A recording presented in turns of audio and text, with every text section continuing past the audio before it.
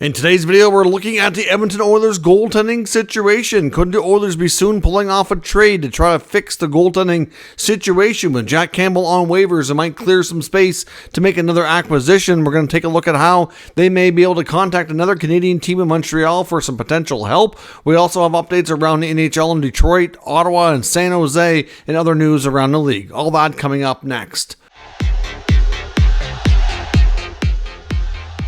So welcome back to another video here at Top Shelf Hockey. As I mentioned, we have a lot of NHL news to take a look at today. We had some pretty big updates in Edmonton, starting with the NHL waiver wire earlier today. In case you missed it, I did have a video posted a little while ago talking about the breaking news in Edmonton that Jack Campbell has been placed on waivers for the purpose of being assigned to the minors. Obviously, things have not gone well in Edmonton this year. For Jack Campbell, his struggles date back to last year, the very beginning of that 5-year, $5 million per season contract has not worked out really at all during the entire time he's been there. He came out of Toronto after putting together some solid campaigns. Obviously had his moments with the Leafs as well where he could have been a little bit better, but overall was a pretty solid goaltender. It seemed like a reasonable bet at the time, but it has not worked out in the least. Stuart Skinner has not been a whole lot better, but he is younger, making a lot less money.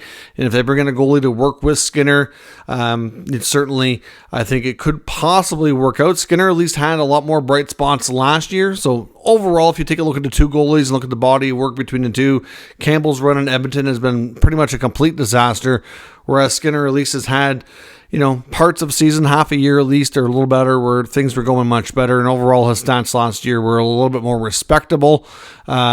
So right now, if Campbell clears, which is the expected outcome, he'll go down to the minors, and they're going to recall likely Calvin Pickard to come up. He'll likely play a little bit at least. Hard to say. Their next game is going to be against the San Jose Sharks Thursday night. If they can't win there, then it's going to be even more chaos in Edmonton because they're by far the worst team in the league. We have individual players that are outscoring the Sharks team. For example, Matthews has 13 goals now, and the Sharks have 12 as a team. So yes, they should be able to beat the Sharks without really trying too hard in theory, but will it happen? That's the question. The Sharks do play ahead of time in Philly as well, so we'll have to see if they're still winless when they play the Oilers or what have you, but it could be an epic game, and either to turn things around in Edmonton to give them some confidence, or to completely shatter things if San Jose pulls off a miracle. We'll have to see, but that was big news from the waiver wire here today. Of course, like when you're Campbell and you have an .888 save percentage like he did last year, and so far this year he's running a save percentage that's not much better, .873. Certainly not overly, confident right now. So there's no chance anybody picks him up. The Oilers would be lucky to be able to move him in a trade, which, might be costly, but might be worth looking at. Wasting another year of McDavid and Draisaitl, I don't know what they're going to do. We'll talk about the Oilers a little bit further here in the video. A few other updates around the league. First, in Detroit, they activated forward Robby Fabbri today. He was only being able to play one game so far this year for the Red Wings. He did score a goal in that game. Of course, Fabbri's been prone to injuries throughout his career. A lot of them have been longer term than this. But Fabbri does return and will be back in the lineup this week, which is good news for them. In Ottawa, Artem Zub is supposed to return tomorrow, though as of right now, DJ Smith has not been given 100% clearance that he's 100% going to play.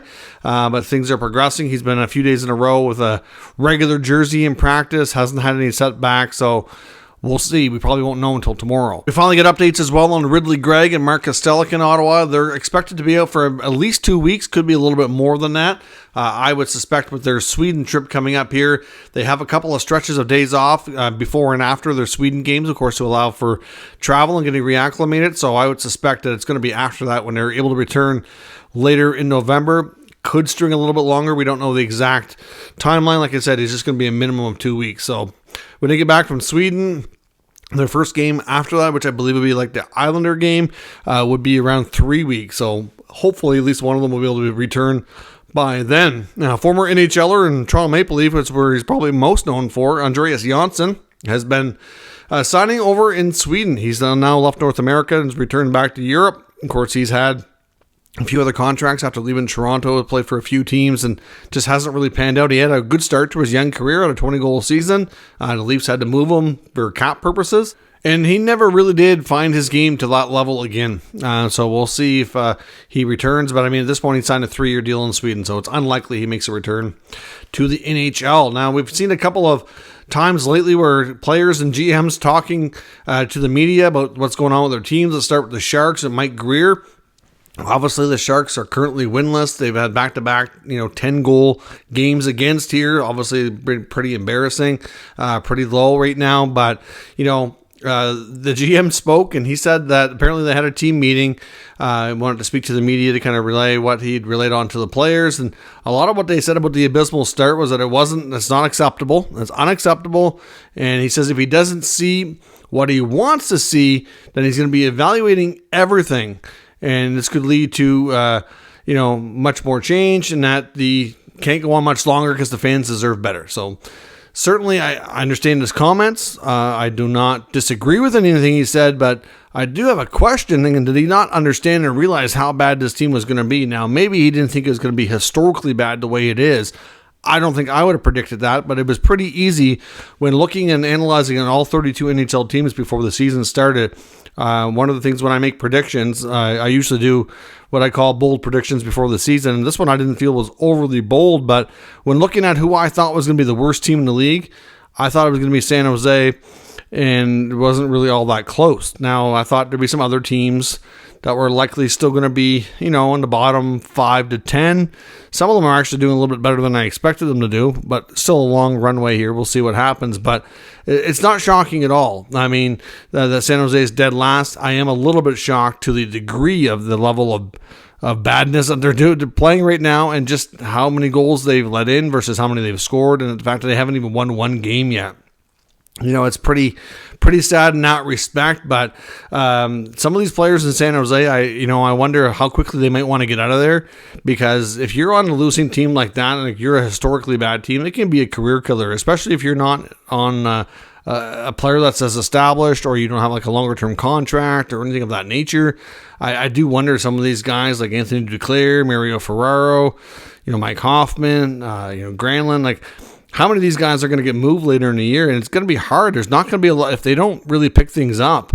As much as the Sharks are probably looking to move some of these guys, when teams are looking and seeing that there's like no production and there's nothing happening, they're not going to get anything in return. And it really could prove, as much as the Sharks probably want to be bad, and they probably do want to get the first overall pick. I mean, the projected first overall pick in the draft in 2024, Macklin Celebrini, does have connections to the Bay Area. Of course, he's a BC-born Canadian kid, but he was living and playing down with the San Jose Junior Sharks when he was earlier in his teens. So ultimately, like, there is a connection there, and he is obviously quite familiar with the organization and the area. So I'm sure like it's not really a local kid, but kinda there is a local connection there. So this might be the year for them to hope to get that selection. But wow, this is just amazing how bad they've been. So we'll see if things turn around or what this might kind of impact it might have on certain players.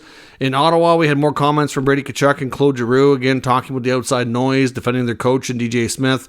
The fans seem to be still pretty not having it, you could say. I get it. Trust me. I followed this team closely. I've watched all of their games for the last number of years. I understand how much pain there's been, better than a lot of people, and I do get why fans are booing. I understand why they want change. They don't want to see another November ruin the campaign and they can basically kill the NHL season. It's been a while since playoffs have happened. I get it. But at the same time, all they're really saying, and I think to me it's more than anything, it's a choice of words more than anything, and you should appreciate their character in the sense that they're sticking up for each other and they're sticking up for their coach. You don't want them to bail on each other, because then it's just going to get way worse. Way worse. And Brady is an emotional leader who's going to defend his coach. And at the end of the day, as much as I do kind of agree that they could possibly benefit from a change of voice and a little bit more structure, I do wonder how much of this is on the injuries. They're missing 3 key defensemen, now a couple of forwards as well. Look at those 3 games that they won consecutively when they were 3-1. That was a solid team. The shots against were low. High danger chances were low. The goalies were looking good. Why are they looking so good? Because the team in front of them was preventing things from getting too crazy, and they had an easier job. The shots on goal against have gone up significantly after the Zub injury, and then you compile Brandstrom and Chabot on top of that. Take Ridley Gregg out of it, who was playing really, really well. It makes a difference. A lot of teams can't survive with that many players out, at least not at that level. So I do think, in some degree, I understand the change being wanted, but I don't think fans should turn their back on the players. It's one thing to want change, but go about it the right way. I think all Brady really wants you to do, all he's asking for, is not to give up on them and to stick together, and they want to be in the fight together. That's the kind of leader you do want. You really do. So I just think right now there seems to be a bit of a disconnect between the players and the fan base, and I think some of it is more than anything choice of words, maybe just not saying it just the right way. I think if the players probably just need to say more of like, we appreciate your passion, we understand, we want to be better too, and we're doing everything we can to fight our way out of it. Please stick with us. That's all they need to say. I just think when you're hearing these comments from Tkachuk and Giroux, I don't know that they do understand, but I just think there's a small disconnect from them and that part of the fan base who's just been through hell with this team and just want more than anything for it to be better. And a month ago, you got change, new ownership, good start to the season, 3-1, and then look at the last 2 weeks. It's just been hell in a handbasket, one thing after another. You start with the Pinto suspension, and then from there, you get the first-round pick is gone for Dadonov. Then from there, you get Zub who gets hurt, then Chabot gets hurt, then Brandstrom gets hurt, then Gregg gets hurt, and then it's piling up. You lose 4 out of 5, and then the sky is falling. I just think everybody needs to settle a little bit, get behind your team, let them do their thing, and they will work their way out of this. That's the only thing you can do right now. I mean, Steve Staios is preaching patience and stability, and I don't think it's necessarily a bad thing. So we'll see. It just seems to be a big disconnect right now, and it's just kind of dominating a lot of the social media aspect of what you see with NHL right now. But anyways, moving on to the Edmonton Oilers. As we said earlier, Campbell is on waivers, and there's been a lot of talk for a while that they need to change the goaltending. It's not a simple task. It's a lot easier said than done. For right now, they're likely going to call up Calvin Pickard. Campbell will go to the minors. We'll see if Pickard can do anything. But clearly, a trade of some sort has to be made. They need to find a way, regardless of what it costs, to move on from Jack Campbell. It's just that simple. Listening to the Jeff Merrick show on Sportsnet this afternoon, he was interviewing Montreal Canadiens beat writer Eric Engels, who writes for Sportsnet.ca, and they were talking about the possibility of Montreal moving a goaltender and how Jake Allen would be a terrific fit to come in and stabilize things in Edmonton, and I couldn't agree more.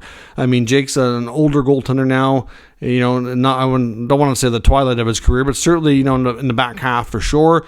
He's got a lot of experience. He's been a starter. He's been a backup. He's been in a tandem. He's got a Stanley Cup to his name. He's played in Montreal the last few years. He knows what it's like to be in the Canadian market. Canadian kid as well, so he's grown up around this his whole life. And he's really been solid in stabilizing things for Montreal. The only issue with Allen in Edmonton is I don't know if he's a goalie you can ride to play 60 games or something like that. He seems to thrive more when he can play a little bit less.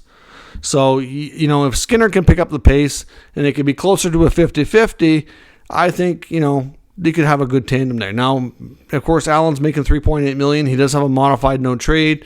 Eric Engels suggested that, for the Edmonton Oilers to pull this off, that they'd have to probably maybe send a guy like Connor Brown, because clearly that bonus that's going to be coming due for him soon is a major issue for the Oilers. So maybe they move him, maybe they move a prospect, maybe another player to help with the money. And, maybe that's, obviously like Montreal's main reward here for trading Jake would be, probably a couple of prospects. Or a prospect and a pick or something of that nature. Hard to say 100% that's the way it would be. Edmonton might have some other options. I know there's a lot of people talking about Dan Vladar in Calgary. I don't see the Flames helping out their provincial rivals. I really don't.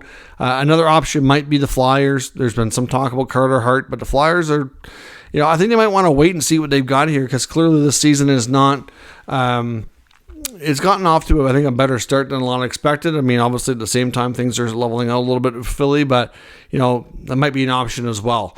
But I just, after listening to Eric Engels today on the Merrick Show on Sportsnet, it just seemed to be making a lot of sense that that Jake could be a terrific fit. We know Montreal's got 3 goalies. They don't want to place one on waivers. They don't want to lose Caden Primo to the waiver wire, which is what they're afraid of. Montembeault seems to be a little bit closer to being the goalie of the now and the future, like longer term, than Jake does. I mean, at the same time, he still plays a role there to stabilize things. The veteran guy, been a good soldier for them, a good veteran. I don't know that they absolutely want to move him, but they got to do something, and they got to do something soon. I do wonder if they'd have a talk with him if the Oilers are on his trade protection list or not. He can block some teams from a trade. Now, of course, according to Eric Engels, Montreal Canadiens have definitely had some calls on Jake. Doesn't mean for sure that they have gotten anywhere close to considering it, but he says they've definitely had inquiries. So there's no doubt. I mean, he's a veteran goalie. He's not signed for super long. Paycheck, his cap hit might be a little high, but not necessarily high, but high for what teams can take on. It might not be the easiest thing to do, and if they might find another team where they get a different goalie who can take Campbell, because obviously, that's the problem here, is that Campbell wouldn't go to Montreal. So they'd have to figure something out in that respect. But at the end of the day, that's why Philly, I don't know. I mean, Philly already took Cal Peterson. I don't know if they're going to want to take another bad contract goaltender. So difficult to say. But could Jake Allen be the solution for Edmonton? They need to figure something out and fast before this season is really gone. It's already tough enough as it is to play catch up. Imagine if these losses keep mounting and they lose against San Jose on Thursday. All bets are off. All bets are off. We even seen Jay Woodcroft get ejected in the game last night. It's really boiling over quick. I'll be curious to see what moves they make next. Let me know your thoughts on potential goalie moves for the Oilers down in the comments. We'll discuss further. If you're new to the channel, make sure you subscribe and stick around. We'll keep you up to date with the latest news, rumors, and analysis of all 32 NHL teams. Thanks for watching, and I'll catch you next time.